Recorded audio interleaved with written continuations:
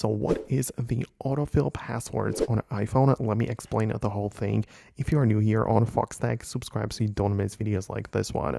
If you go to your settings and open up your general section, you should be able to find the thing that I'm talking about, the autofill and passwords.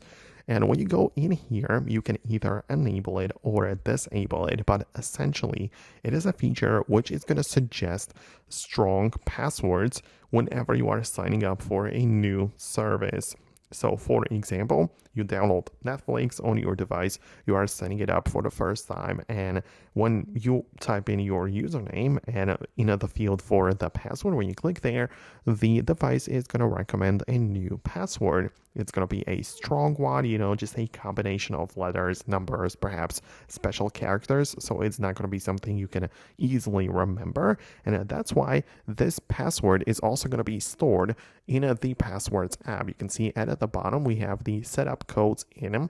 And you can pick a password manager app. By default, you can see I only have the one from Apple, but you might as well use a different one if you have the, if you want to download one from the App Store, you can download even a third-party passwords manager.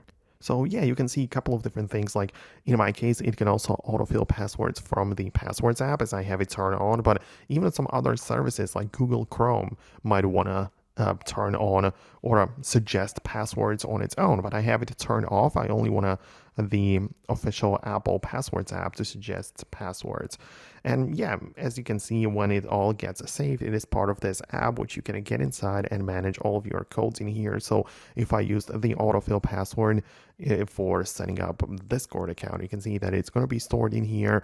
The username, the password, it's all part of this. So it makes things convenient and easy and also secure because it comes up with very strong passwords, but make sure that you don't have to remember them. So I hope I was able to explain that. It is up to you to decide if you want to use it or not, but that's like the point of this. Let me know if you managed to find it and make it work. Thanks a lot, and I'll see you later.